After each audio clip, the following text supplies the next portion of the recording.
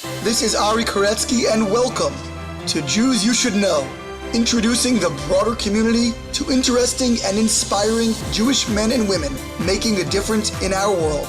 Some are already famous, some not yet so, but each is a Jew you should know. And we are back with another fabulous episode of Jews You Should Know. This week, another wonderful, inspiring personality.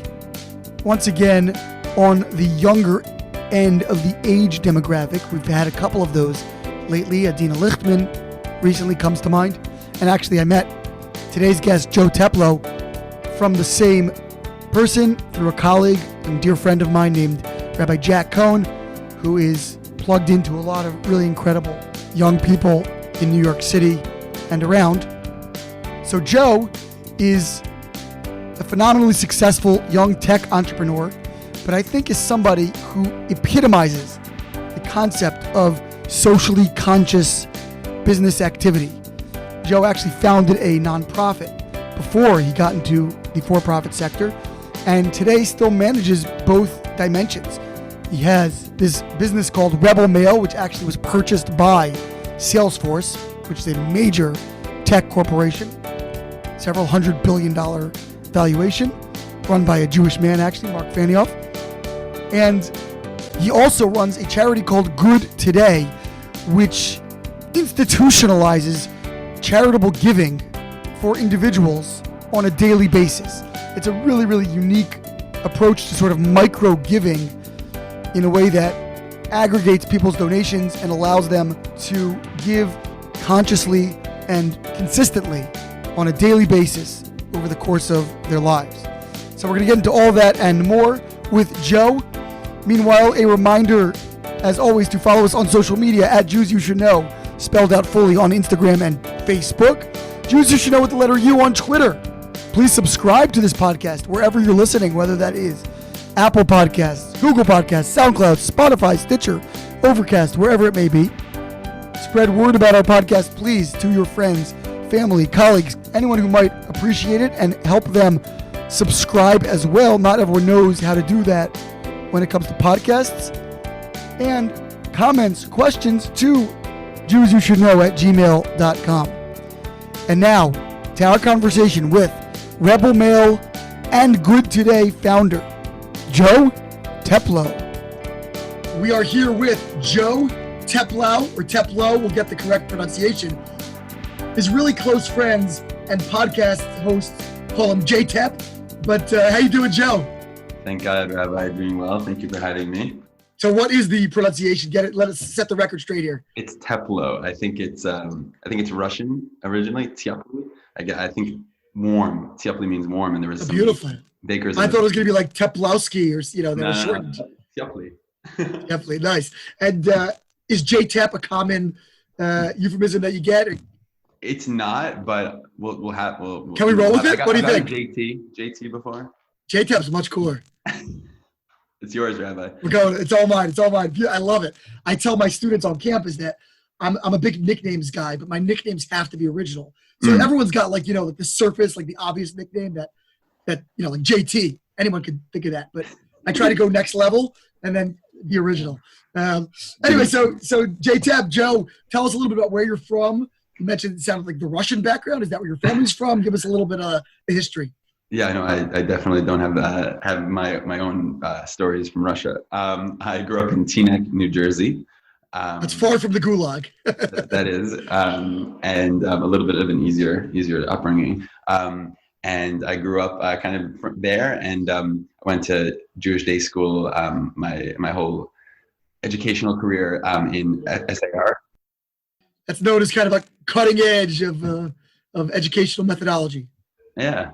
So I was there for elementary school and high school. So I was schlepping over the George Washington Bridge throughout my, as a young kid, I had a big Easy Pass bill. Nice. SAR is in Westchester, correct? It's in Riverdale. Very, very close. Exactly. Yeah. Now, SAR is the school without walls, right? They no walls. Yeah, that was always like the fun question that we got as kids, especially when we were younger. That it was just the first time I experienced the phenomenon of something being impossible to explain in words. And it was so frustrating because your friends just would not get it. Like, I don't understand how the building stands up if there's no walls. But you have to distinguish between interior and exterior walls for them. That was it, yeah. And so, no, the idea is that every grade has its own floor, and there's no division between the classrooms. And it's supposed to mirror the open philosophy that they have educationally. The joke that we always said as kids was that, like, you could be stuck, like, learning the material for the test, and the class over could be taking the test, and, like, you could just get the answers that way. But that really happened. But yeah, that was that. It encouraged a lot of wandering because there's literally no doors. That was the thing that was missing, doors. And so you could just prance your way out to, like, a common area and then just wander in. As someone like me who, like, can find themselves doing that, it was funny. It's interesting. They did open space plans before it was cool. Like now all the tech companies and Facebook and everything. So 100%. they were initiating startup culture before there was such a term. So you grew up in SAR, and I guess your family is kind of like a modern Orthodox family, or what's sort of their background? Yeah, I would say so. We grew up modern Orthodox, we had the Teaneck Happy Minyan in our living room every Friday night. So I was definitely, and I joke that I was always late for that somehow. Like, I really was. Your own house. every Friday night. But that was kind of like a Karl Bach sitch. Yeah, exactly. And so I grew up with a lot of singing, a lot of energy in that way. But yeah, definitely modern Orthodox.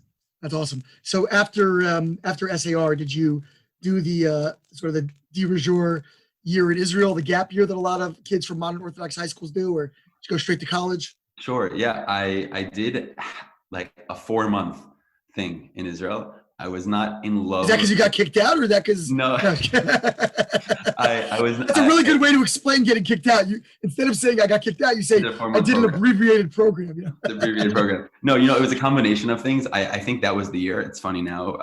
Not funny. It's crazy to think back now. That was the year of swine flu, and I was, like, diagnosed with swine flu, and they quarantined me in the room. I was there for a week. They were bringing food to the door. At the time, this was something so foreign. Of course, now, unfortunately, it's more familiar. So that's like that's a walk in the park swine flu at this point. And it was one of those things where, like, I got a tour of the Israeli healthcare system. It kept on getting worse and worse.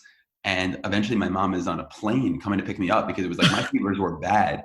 And I like go to the hospital one day and I'm like, I don't know, it's getting worse. And they tap on my nose. They're like, does that hurt? I was like, oh my God. Yeah. They're like, well, you have a sinus infection. It's not swine flu.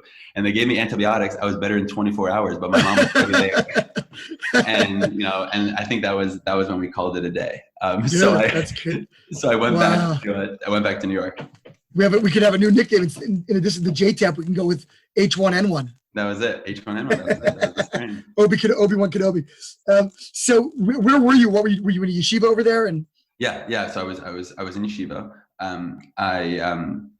I think also part of the reason why I cut my trip a little bit short there was I charted a little bit of my own path where I was spending the afternoons seeking out just different, like, giving back opportunities in Jerusalem and Tel Aviv. My grandmother lives in the old city, and we were very close. Really? Yeah, and so we were very close. That's your mom's side, dad's side? My dad's side. And so I would spend a lot of afternoons with her, just, spending time with Bubby. That's incredible. How long has she been there? So she's been there I'm named after her late husband, who passed away, I think, the week after my parents got married. It was one of those, he was not doing well, and so they kept on pushing up the wedding. So I'm named after. So right after he passed away, she kind of moved. So it's been, I don't know how old I am. So 20, you grew up your whole life with having a Bubby in the old 29 city. years. Yeah, she was spending half and half at one point, but then eventually made the move as she got older. And the joke she says about the old city, not a lot of my friends have people that live in the old city, like, as family members, is that when she was making Aliyah, she got, like, a tour by some real estate agent, and they were taking her around the hills to the buildings. And one of the nice, like, apartment buildings, the person says, if you stand on your tippy toes, you can see the dome of the rock. You can see the old city. And she left and she asked herself, why am I, why do I need to go on my tippy toes? And so she asked if they could see something inside. I don't think it's something that a lot of people want to subject themselves living, but she made it happen. And she lives in a 500-year-old apartment, and the walls are 6 feet thick, And if you needed a bookshelf, you could just dig into the wall and carve out, a new shelf for yourself. But the special thing is she really uses it as a responsibility, right? She has birthright groups coming through there on Friday nights to just see what it's like for, the residents. And whenever I have dear friends that maybe, are in Israel for their first time, I always make sure, they stop by, even if I'm not there. It's pretty amazing. So anyways, that's a long way of saying that I kind of charted my own afternoon program that I don't think was in keeping with the yeshiva's right. They weren't thrilled that you were disappearing every afternoon to exactly. And so Bubby's house. Yeah. That and swine flu kind of worked out perfectly. That I took my leave. Wow, it's great. I gotta visit Bubby Tep. B-Tep, we'll call her on my next trip. That's incredible. Does she have a balcony view or? Yeah, she has a little balcony with a sukkah. When it's time for that, and I also have cousins in the old city, so it's unreal. It's a special place for me. That's idyllic. That's so cool. So what did you do when you got back? It sounded like you were kind of talking about wandering through the halls of SAR, wandering, without a school, without a place to be. What did you do? So I actually started college early. Okay. Which is the joke with my friends because I ended up not graduating college, and so I feel like now we're starting this podcast with all these things I didn't finish. But I ended up not graduating college. We can only go up from here, Joe. So we're in good shape. I started in the January semester, and I was pre-med at I really wanted to be in medicine. I volunteered as an EMT on the Volunteer Ambulance Corps in Teaneck throughout high school, and it was very much the most fulfilling thing I had ever done, probably still today in many ways. Biology was always my favorite subject. And so I was like so positive that I was going to be in medicine and in healthcare. And I started studying right after Israel. Where'd you go? At Yeshiva University. That's why I went to YU. Cool. Mm-hmm. Awesome. And so what was that experience like? And it sounds like you were there for a while, more than 4 months, I'm guessing, but less than 4 years, it sounds like. So where'd you end up? So two things. You want the answer, like the professional answer, the spiritual answer? Yeah, give me the real answer. The real answer. So there was two things happening. So the first was it was around my last year. I guess it was my third year. My third year. It's hard because I started early, so maybe 2.5 years in. I had a roommate who was in the Maccabees, which is this a cappella group. Yep. And they were fairly famous as far as Jewish a cappella groups go. Great way for you to meet girls, Joe. Actually, that's a good point. I didn't work at the time. So you're so cute. You ever see these girls? so one of my roommates was in the Maccabees, and they and he unfortunately actually had lost his mom when he was younger to leukemia, and he wanted to raise money for this bone marrow foundation. And the Maccabees were coming out with a new song for Hanukkah, and he asked me. He knew I knew like basic web design that I taught myself in high school, and he's like, "Can we build this website to raise money in conjunction with this video?" And me and a few friends, we got together. We built this website. They started the video launches. They started directing traffic at the site. And it was actually, it was the Maccabees in mind. Bialik was incredibly generous with her time, and she put things together as well. And it raised like $100,000 in 9 days, which was for me the college kid. Yeah. I mean, it was the biggest thing I'd ever been a part of. And I was, obsessively checking the analytics in the back of bio class, like seeing the donations come in. But the really wild thing is that it was mostly small donations. It was like $18 donations. And of course you get why that was the number. But when I realized that this entire amount was comprised of such small giving, I was like totally taken by this idea that the internet can be this really powerful force for unifying the collective for good. And so I started really trying to like going to like other B-list celebrities and trying to get them to do things like this. And thank God I was really blessed. I ended up working with James Vanderbeek from Dawson's Creek and a few other people and help them really rally their fans for good. And while I was in YU, and I was really like, I had this bug that was like really getting instant feedback, and we were affecting things at scale. And what I ended up doing actually was starting a charity, a nonprofit, and it still exists today. It's called Good Today. And the gist of it is that there's this Jewish concept that I've heard attributed to many, many people, but I'll say like Maimonides speaks deeply about it, the Lubavitcher Rebbe speaks about it, that when it comes to charitable giving in Judaism, it's better to give a small amount every day instead of one big amount. And there's an idea that that kind of frequency in giving is as impactful, if not more impactful, than quantity. Which of course, as a young kid in college, is really meaningful because I don't have much, but frequency is something I can do. And I think the underlying principle behind it all is that if you give, you'll transform your character. Because a muscle, right? You'll exercise it and grow. Yeah. Yeah, and habit. We know the power of habit now, and habit leads to deep, character change. And so I love that idea. I started with a few friends. Basically, the way it worked was we signed up to give 25 cents a day, and every morning we would send out an email, and it would tell everyone about one problem in the world and 2 charities tackling that problem in a different way. And you would click where you want your 25 cents to go. And so it could be, hey, everyone, today we're going to support ovarian cancer. Here's one charity supporting cancer research. Here's one supporting families that are going through this. Where do you want to go? You click 25 cents. That's it. And we would count how many people chose each one and write the check. And it grew to a couple hundred friends while I was in school. And then a couple thousand friends. Thank God now we're at like 15,000 people every day, giving. But what actually happened, totally practically speaking, was I, from this, became really fascinated by email, in particular choice mechanism in email, because we had this choice we were giving people every morning and everyone clicked. We had like 60% click-through rate, which is very high for you. I don't know if you're doing email marketing. Unfortunately, I know that's high. There you go. And so, some people have to open the rabbi's emails. But so that's what was happening. And I started talking to subscribers, and the more I spoke to, the more told me that. I was like, what is it? Why are you clicking? I said, you're guilty. Do you know me? Like, what's going on? Do you think I'm checking? And it was this pattern that people said that, yes, they loved giving, but they also loved how frictionless it was. They didn't have to log in, download an application, put in their password. There was no app. And I said, how did they actually give the money? In other words, well, so they would click on that. They signed up once with their credit card in the beginning. And then every morning, all they had to do was click, and we were just tallying, basically. And so it was. You would charge them once? You would charge them daily? You would charge them once a month, and then every day. And so it was, technically speaking, it was not a robust product. We literally charged you once a month, and we counted how many people clicked each side. That was literally it. And we would take a calculator, and thank God now we have like an automated system. But I was just taken by this idea once I heard this from all of them, that they loved that they could do it from the email. And so again, with another friend, started thinking like, can we do something for brands or like for companies that they could take advantage of this in a for-profit, company where people can start doing things in an email, like take a quiz, leave a review, do a survey, eventually maybe purchase something without leaving the email. And long story short, from the back of that same, bio classes, we built a prototype and somehow convinced like some small companies to test this out. I remember the first company we managed to convince was a flower company that for Mother's Day sent out an email where you could actually type out your mom's address inside of the email itself and select the flowers you wanted. And then you press purchase, and you'd have to purchase it on the website, but you actually filled out the entire beginning in the email.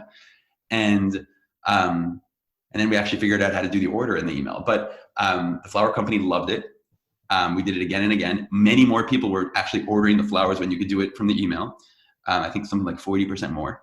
And we were really blessed. It's a story, but I ended up meeting a remarkable dear friend of mine now, but our first investor, who is a super successful Israeli entrepreneur. And he offered to invest $2 million in the company if we would drop out, if I would drop out, and I had a slight existential crisis of like what I saw my life looking like, originally as like someone in healthcare and being like a nice Jewish boy doing that path, versus taking the risk to pursue an opportunity like this. I can tell you if it's interesting, I can say the story of the day that I made that decision. But I want to get there. So how did you meet this entrepreneur? Like, how did that even develop? How did you even get to that point? Yeah. So the company that we decided to call was called Rebel Mail. We named it Rebel Mail, this idea, because we were trying to rebel against the state of email, I guess. I immediately started reaching out to anyone in the Jewish community that I knew that had built a technology company, which unfortunately is actually like technology, like early stage technology companies is not something that so many like, YU alums have done, et cetera. So it's a small community, but the good thing is that everyone is very generous with their time. And I found just so willing to help. And I met a remarkable, dear friend of mine who had been on this path of building a company a few years before me. His name is Alex Taub. he had, just been through the process of building some of his own things. And he guided me, and he actually introduced me to one of his first investors who was the one that I met, whose name is Ron. Good old Ron. Okay, so take me to that day that you made that decision. You're, at this crossroads, this fork in the road of medical school and tech development. So I think, for me, part of it was that in making the decision, I had to assume that this company would not succeed, because the chances were, like, invariably these companies do not work. And so what I had to be okay with was making a decision despite that, and recognizing that this was something that I was going to be investing, my heart into. Now, whether or not I kind of acknowledge that rationally, I think that this is a very emotional decision. I remember, pacing outside of YU in the parking lot. Like, I was for sure crying at the time. Like, I was so stressed. There was someone else relying on me, this investor who believed in me and my friend. The person that I was working with was very confident that it was, he was gung-ho. He had already graduated. He was, and I was, on the phone with my mom, my dad, other advisors. And just, it was very clear. Everyone was pointing to the same thing, that this is something that I can only be the one, to make the decision. And so I'm like shaking at this point. I don't think I ate for like 2 days, because we had to make a decision whether we were going to sign or not. And I'm in Washington Heights, and I get a call from my, this investor. And, this investor is like so cool. It's hard to explain. Like, especially like before I got to know him, like on the surface, like, sold this company for, hundreds of millions of dollars. I Googled his name. The first thing that comes up was like his baller apartment in New York City on Airbnb. And like, I was like so intimidated. He had a shaved head. He had just come back from like some elite unit in the army, all the things. And he calls me up, and he said, he could probably hear like the shaking in my voice. And he said, Joe, can you meet me downtown at the W Hotel at Union Square? And, I was like 20, I did not go downtown, A. B, like, I was not cool enough to, go to like the W Hotel lobby, or like, I definitely did not go to bars. And so anyways, it was a lot of new things for me. I take, the subway down, I walk up, he's sitting there, we sit down, we start talking. I'm sure that I was like palpably like anxious. And at one point in the conversation, we're talking through things, and he looked at me and he said, Joe, like, do you not think the Jews were scared when they left Egypt? And I was like, what? And I guess what went through my mind was like, first of all, that has nothing to do with what I'm actually deciding about right now. But it was this moment that I remember so clearly today, because it was a moment of like, wow, like, okay, this person, recognizes what, like, the values I live by, and what's important to me. And that recognition was something that I didn't take for granted. And the fact that was the kind of storyline that they were pulling from to like inspire me was like, okay, like, there's a sign here, like, let's do this. And then I left that meeting, and that night I let him know that we're gonna move forward. And I got a message from him like right after, like, what's your mom's Hebrew name? I was like, what? And he's like, I want to put in a good word at the ohel of the Lubavitcher Rebbe. And I was like, okay, like, it was so sure for me that I made the right decision with moving forward with this person, that of course they were investing, and they believed in the success of the company financially, et cetera, but there was something else going on here. And I was going to be building a relationship that was like truly meaningful. And whether it succeeded or not, this was going to be a transformative. He believed in you. 100%. And it was an amazing relationship. And thank God, as we saw success in the company, we were able to provide some reward for our investors, but also just like that, it's a very central relationship in my life. Wow. It's interesting. I mean, in truth, it's not like medicine disappeared as an option, right? You could have always gone back to that. Was that a part of your thinking? Yeah, no, of course, I guess. But, you put time into things, and time is precious. It's I think everyone is realizing that now as well. With everything going on, time is precious, and the environment I was in was very cutthroat, right? These Jewish kids pre-med, everyone's trying to get the best grades, into the best schools. And so you're correct though. I think people do have to realize that, right?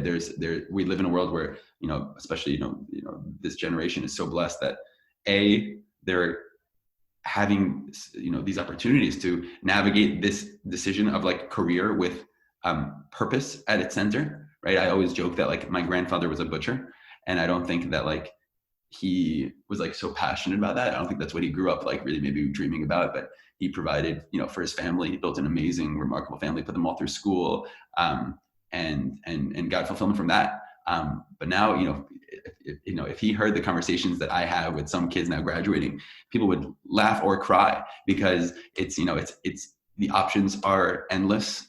And what you're saying is also true. The arc is longer. I have friends who have gone to medical school and now law school. I have friends who have gone to, worked in tech and now going pre-med. And so it's an amazing thing. And I think there's a lot of responsibility that comes with it. Yeah, an abundance of blessing that I think people don't always have context for as we're living through it. But, putting it in a broader historical perspective, it's like unprecedented, to borrow an overused word at this time. But right. So tell me about the arc, as you say, the development of this particular company of Rebel Mail. Yeah. You mentioned, most startups fail, right? Because Right. 9 out of 10, like VCs or angel investors look at, a return of 1 out of 10 companies, right? I think they assume is going to be their yield, and that's going to support the rest of the failed endeavors. So how did you make sure that you were that one? Yeah. Well, so I think the first thing I had to realize was that there was no making sure I was that one, right? Like I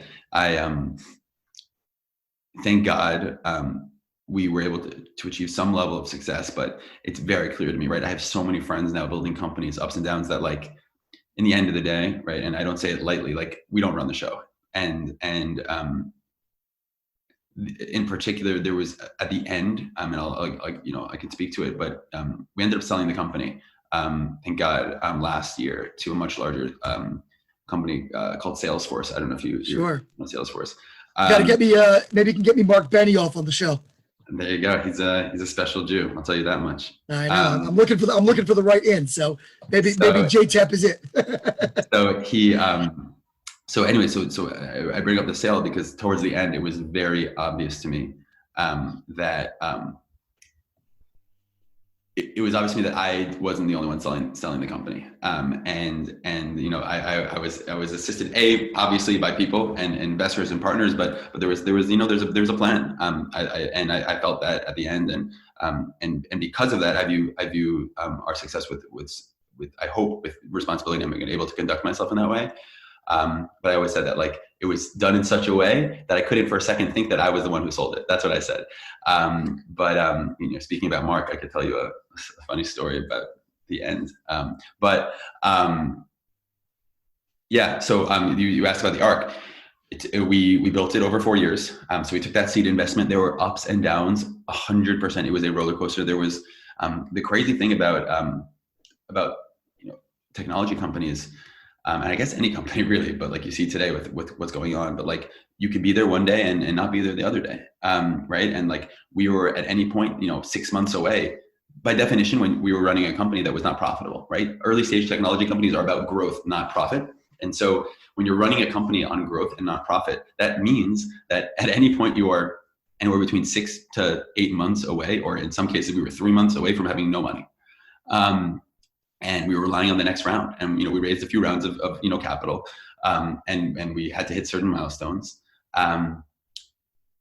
We had some dark times and some light times. It took 4 years, and in our last year, there was a decision to be made. A lot of decisions at these companies, but a decision to be made where do we raise a much bigger round and take this really, really, really big, like a Series A, and make that commitment, to do it for another 3 years. And that's what I was pursuing. And then we got some nibbles of interest from some other companies to purchase the company. We had a false start with the company. Now, in selling a company, it's the most distracting possible thing for employees. Literally the most distracting thing possible. And so it was everyone I spoke to said, you do not let anyone know that this is happening until things are signed. And so I was the only one. So I was alone in these conversations. No one knew anything was even happening. And so after the partner that you were with before, was he still around, or? After a few months, he kind of, went back to do something else. So it was really just me in the driver's seat. And I was having these conversations, and we had one company that was 95% of the way there. And called me up one day. They're like, Joe, Monday we're sending 3 engineers on a plane to New York to do the last levels of due diligence, and then we're going to sign and close and announce it in a conference in 3 weeks. We were like that teed up. And then and they called me up. We are so sorry. It has nothing to do with you. There's this thing, done. I was in shambles, a week, of deep, anxiety, whatever. I remember I had to get real perspective, and so I asked a friend to set me up with some volunteering in the hospital in New York on 31st Street, so I could just really got rezoned in, and then went back to the office, the next day, and nothing had happened to anyone. Anyone else had noticed anything happened because they didn't know. And then we were very blessed. We started speaking with Salesforce, and I will tell you, you spoke about Mark as a leader. This company, Salesforce, is such a remarkable place. They're so deeply philanthropic. As someone who I founded a charity before this company, and it was important to me to have a culture of giving. Mark pioneered this model of 1-1-1, which is, we give 1% of our time, 1% of our profits, 1% of our products to charity every year. 1% of our time adds up to lots of time, right? It's 56 hours per employee that you must be giving to others. And, I've definitely learned from him and from others, but that when these values are deep and authentic and they run deep, it comes from the top. And so he's definitely done that in remarkable ways. And I'm so impressed and really lucky to be here. That's awesome. So I have a couple probably ignorant questions just about the product itself. And Sure. So again, this is going to sound from a non-tech guy, why was this so hard to do, right? It sounds like you just fill out a form inside an email. What was so revolutionary about that? Again, not to be insensitive. I don't get what's so, and secondly, and I guess relatedly, right? Why wouldn't any company say, yeah, that's a good idea. Why don't I just do that? Where's the pressure point there? So 2 things. On the first thing, why is it so hard to do? I guess the answer is it's not, nothing nowadays is beyond the realms of possibility for anyone who wants to put their mind to it as far as technical capabilities go, right? The notion, right, on the second point, which is why can't someone else just, pick this up and do it? Especially forget someone else. What about Salesforce? There's, $180, $90 billion company. Why can't they just do that, right? Hire some people. And so I think what was the really interesting lesson is you learn the value of focus. And expertise. And, a particular company like Salesforce, they're trying to do so many things right now already. And, a company, we were 25 people when we were bought. A company of 25 people that is laser focused on innovating in a particular arena, has built a name for ourselves, a brand, some customers for ourselves, and brings an energy and an agility that is unfortunately sometimes hard to find at a company of 50,000 employees like Salesforce. It all of a sudden just makes the calculation of when they buy a company like ours, it's not just bringing on 25 new employees. A, it's more expensive than bringing on 25 new employees, but B, they're getting actually something else, which is this mindset, this focus, and this kind of industrial knowledge. And I think that's the same point to what you just asked about why, about what was so hard about it. What's hard about it is to build that expertise, to build that focus, and the momentum, and to kind of stick with it. And we had people pop up here and there that were, attempting this and that, but we were very lucky. And the other thing is that if you're building something big enough, then there's room for more than one person. I mean, it's interesting. I just think about, if I'm taking a Google form, I can embed it into an email, right? And the person can take that in the email. So it seems like that kind of technology was sort of out there. Correct, 100%. We spoke with Google. We worked with them to push forward some new interactivity that's now coming to inboxes, which is really wild and fun. So is that kind of stuff using your technology, or that? So in that in particular, we use very similar things to them. We were actually slightly better at Google Forms will break sometimes if you forward them, this and that. So we actually were speaking to Google at one point about adopting what we were using, but very similar, right? So it was nothing truly revolutionary as far as technology goes, but it was the focus and it was the attention to detail. And email in particular is a very fickle place. It's actually it's older than the web in many ways, right? It's the first messaging protocol of the web, and because of that, a lot of standards evolved at that point and have not evolved since. And so it's very old school, and it's not a sexy place to be building technology, right? And so the fact that we decide it's a very valuable place. But the fact that we decided to do that as opposed to building some new AI, this and that, our engineers were able to focus and build that, knowledge. Have you gotten into other areas of sort of the tech marketplace, or it's really email focused exclusively? And even within email, are you doing other things like, email marketing, sort of the constant contacts of the world? Are you in that space at all? Or is it really this very narrow? So Salesforce, the part of the business that bought us is, I would say, like an enterprise version of Constant Contact. They like Adidas and Lululemon and those brands don't use like Constant Contact. They use Salesforce Marketing Cloud, it's called. And so that's what we're a part of. And so now all of those customers have access to our technology. Rebel Mail is kind of baked in, so they can start sending these things. So like if you buy something from Home Depot today, you're going to get an email to leave a review on the product. It's powered by Rebel Mail. And that review, you're going to just write the review in the email and exactly. Done. And around 2 times as many people leave reviews. Like, I don't know, a great deal more. And so, so that's that. And as far as where we're going, with other things, yeah, I think part of the reason why they bought the thesis for the acquisition was that we think about interactivity as core to interactions with customers. And email was a place where that was previously one-way communication, right? You would send an email, you would get the person to your website to do that two-way interaction. But my team is really passionate about two-way interaction everywhere, right? And so soon you're going to start interacting with brands on SMS, right, back and forth. And you're going to be interacting with push notifications that you can actually take actions in, or really everything. I believe that these touch points are going to become interactive to the point where you're taking actions wherever you are. How did you develop your own skills when it comes to the tech side? Because it sounds like you were in the pre-med track. I guess you had a little bit of familiarity with webs, web design or architecture, but I mean, anybody could really just throw up a WordPress site. It doesn't mean you could run a tech company. So like, how did you go from that point to where you are now? Well, that was exactly what you said was the level of my skills. I could build WordPress sites. In high school, I was, making local lawyers and doctors their websites to make some money. But that was the extent of it. And the answer is I just surrounded myself with really incredible people that knew a lot more than me. And that was really it. And they taught me. And eventually I learned that all I had to do was know enough to communicate. So in other words, you're really executing vision, not the actual engineering of the code. Yeah, I'm a designer at heart, I guess. So I designed I literally made the mock-ups of the first few iterations of our product. Now we have designers, thank God, that are much better. But that was definitely something that I was capable of doing. That was kind of tech. So in tech, there's a little bit of like a meritocracy, I guess, where like people expect, idea guys are like, there's like a negative connotation there, right? So right. I like to not think of myself as that. But I was definitely building something on the design side, on the front end, but I needed help, as I guess.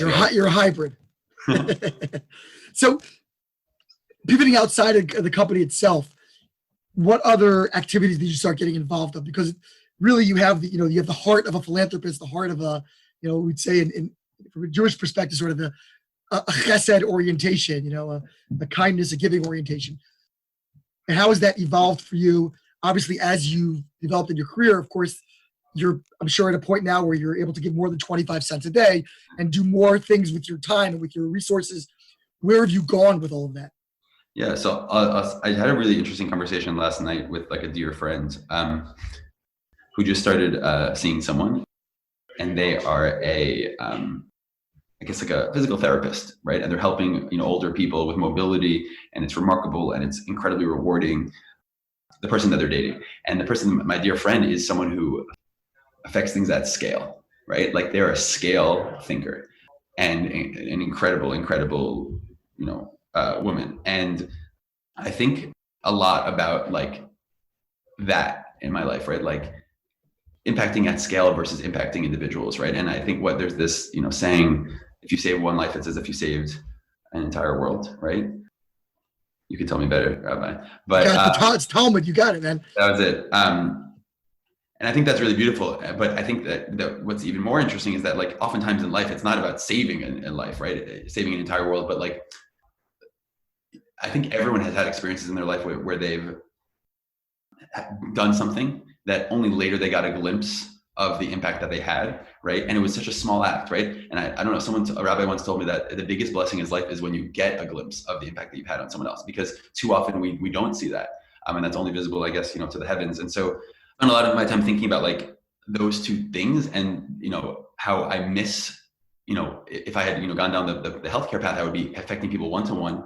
It would be, you look at the eyes of the person that you're helping. You go to sleep that night, put your head on the pillow with with this like a little bit of like just like a much closer, warm feeling. I feel like that's something I really cherish and I miss in some ways. And so I've tried to bring some of those things back into my life. So I just got recertified as an EMT. I'm God willing going to start volunteering again there. But at the same time, I recognize that like there's certain gifts, and talents that people have, and some of those do lend themselves better to scale. And so I'm trying to, I guess, navigate both of those things. I've been blessed now to invest in some of my friends' companies. Today sitting in an office of this, real estate tech company that I just invested in, a friend of mine, and I never dreamed that at this age I would be able to contribute in that way to people I believed in. That's been wild. And so I've invested, I don't know, 6 or 7 companies. I'm spending a lot more time on Good Today, the 25 cents a day charity that I mentioned. We've shifted our focus recently to companies. So basically we have, when I was, at my company, we were 25 people, and I was trying to think, how can I make a culture of, goodness on my team? And I can't compete with these large companies, Google, Facebook, that have social responsibility arms. But I sponsored my employees 25 cents a day, and they got that email in the morning, and they got to give. They clicked and they gave. And it kind of had this dose of perspective in the morning. Start your day with some empathy, thinking about others. My team fell in love with it. And so when we sold the company, now that I have some time, I started talking to other founders. We met the founder of Shutterstock, the stock photography thing. They sponsored all 1,000 of their employees. I met the CEO of Jefferies. It's a bank in New York. They have 3,000 employees they sponsored. The founder of Liontree, another bank, they're hundreds of employees. And so we now have, 15,000 people every morning waking up and starting their day with this action of giving. But again, right, scale versus individual. Sometimes it's remembering, right, like the hard thing about Good Today for me is remembering that every day we're having 15,000 individuals that are starting their day giving. And then we're giving this money to someone that I often don't even, to a cause that I often don't even get a glimpse at. And so I'm thinking a lot about that now. And so I don't know what it looks like, down the line, but that's definitely some of the things I spend my time doing now. Yeah. Is it still 25 cents per person? Yeah, so we have 25 cents per person. We have, some people giving $1 now, some people giving 50 cents. I always, say that the fun thing about Good Today is that, we're very lucky. We have some amazing people on the platform now, individuals, this, that. We have, Ashton Kutcher is on our homepage with his testimonial that, he's a daily user. But it's that no matter your giving capacity, it's not about the outsized impact, right? We have a few billionaires on the platform, but they open their email and they give 25 cents or 50 cents or $1, right? I checked recently, there's this one guy who's, so deeply wealthy, and he's giving 25 cents a day and clicking to make his choice actively. And I think that's pretty cool that on Good Today, it's not about the outsized impact that they're probably used to having in the rest of their life. It's about, cultivating that muscle. How do you choose the philanthropies that you're highlighting? And it sounds exhausting. You have to find 2 new charities every day. A day, right? So thank God.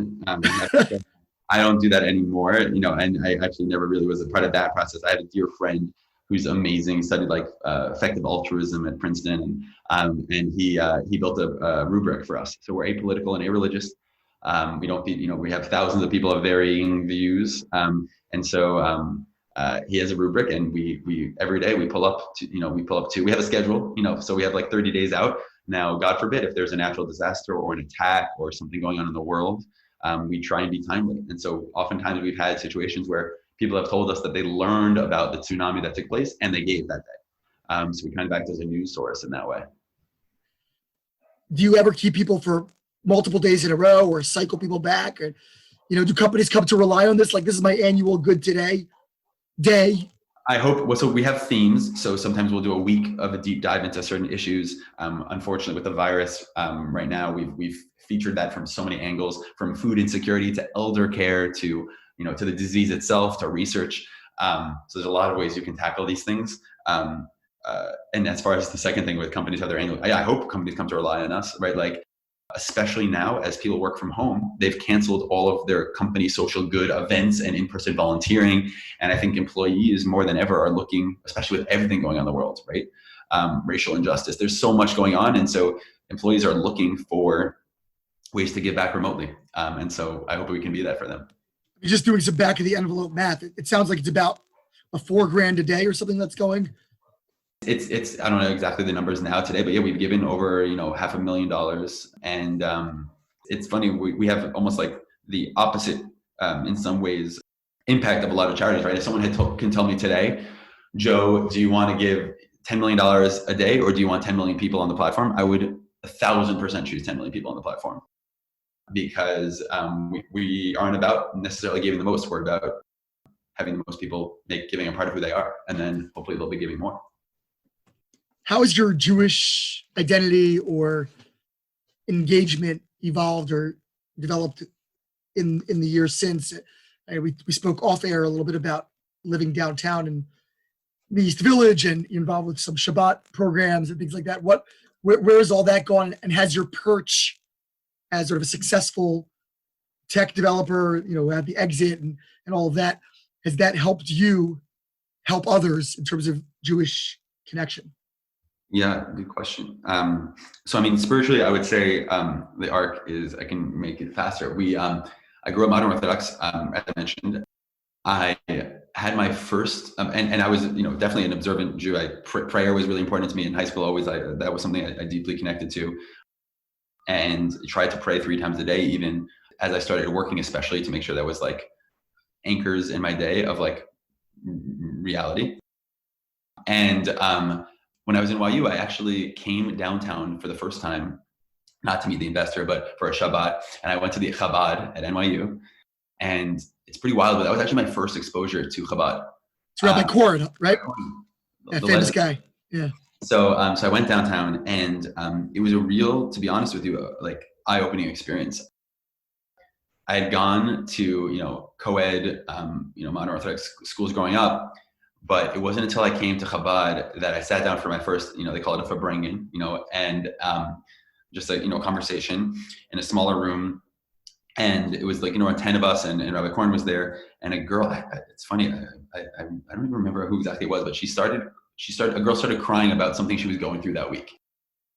And the rabbi was talking about it and relating it to what was going on in the world at the time, and her spirituality. And it was in a semi-public forum. And it was the first time that I had actually witnessed someone be like openly vulnerable, emotional in a spiritual setting and a spiritual context.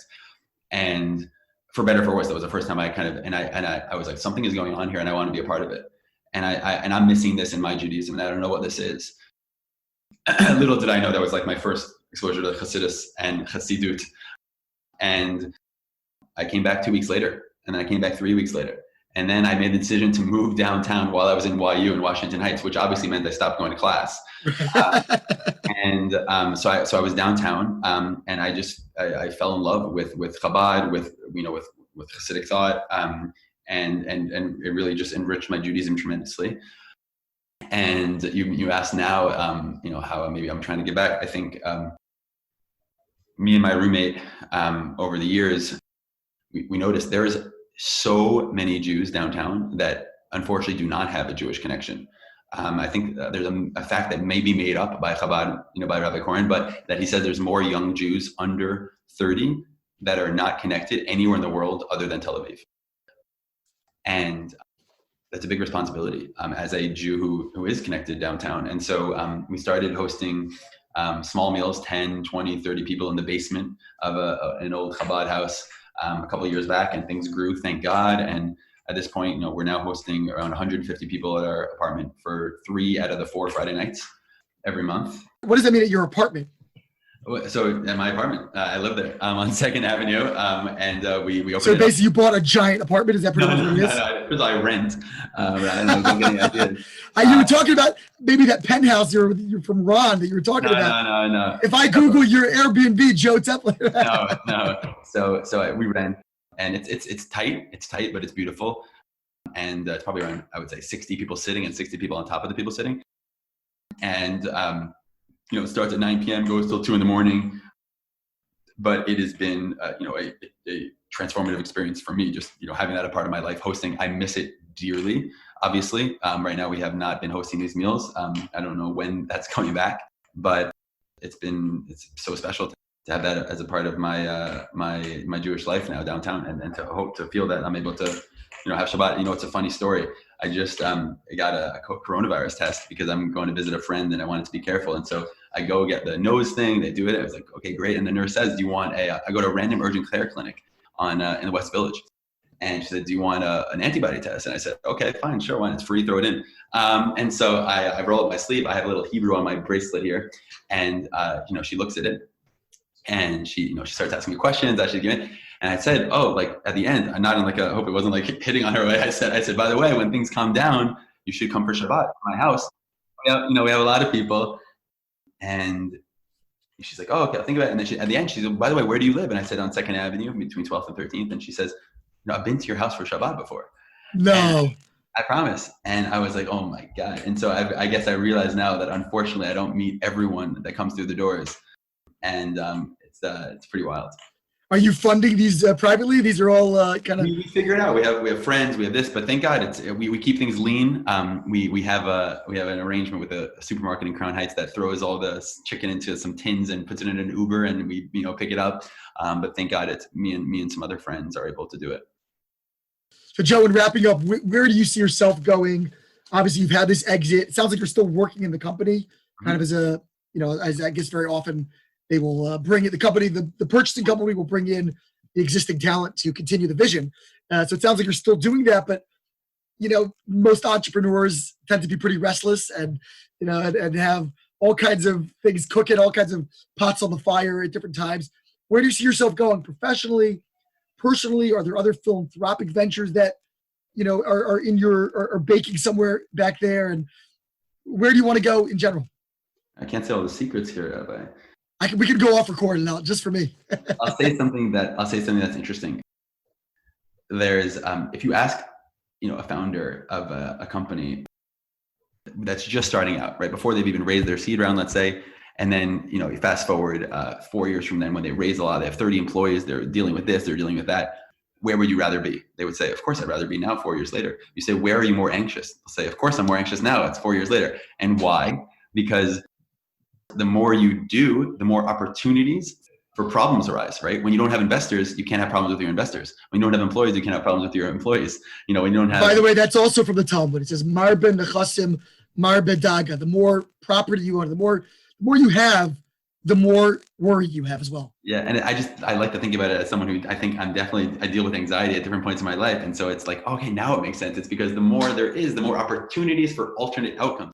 I read an essay recently where the person explained, they said they feel that founders are uniquely anxious because what is anxiety? Anxiety is imagining alternate realities of prospective problems that could arise in the future. Now, founders, their job is to have a vision of a reality that doesn't exist, right? They're trying to chart that path forward for something in the ether that doesn't exist yet. And so if you're capable of that vision on the positive side, you're definitely capable of that vision on the negative side.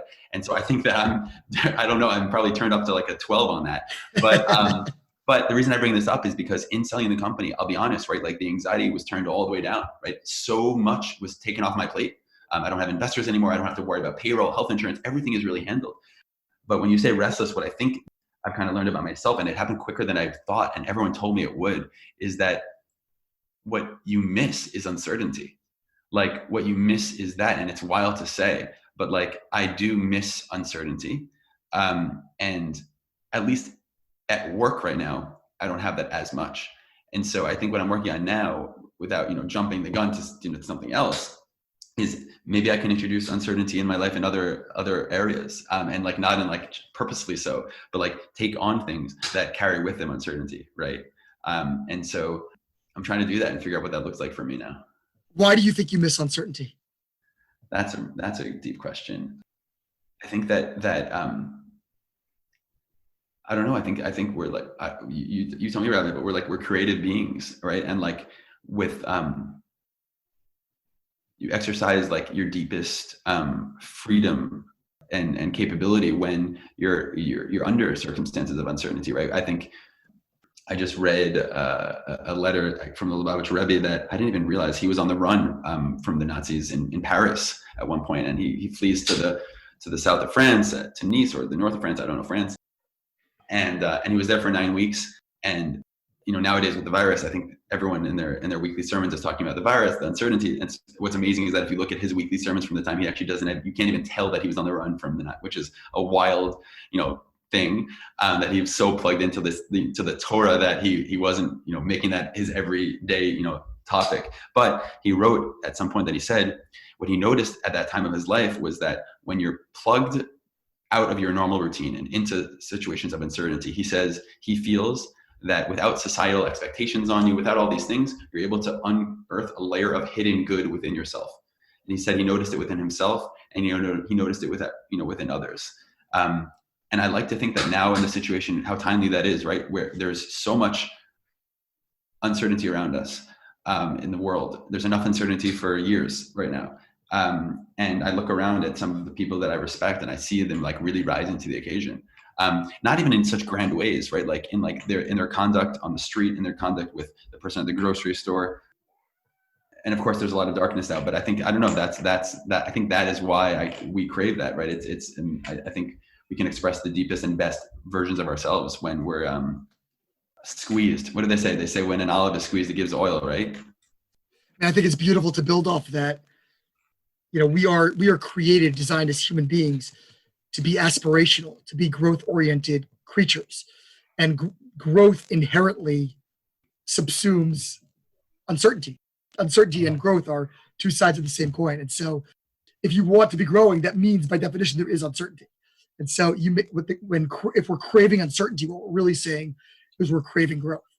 Correct. And I think that's what perhaps you're looking back to reclaim in a certain way.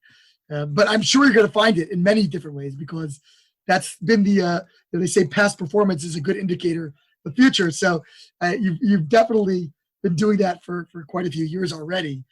Joe, I can't thank you enough for joining us. It's such an amazing story. Both, you often hear great business stories, and then you hear, great humanitarian or philanthropic stories.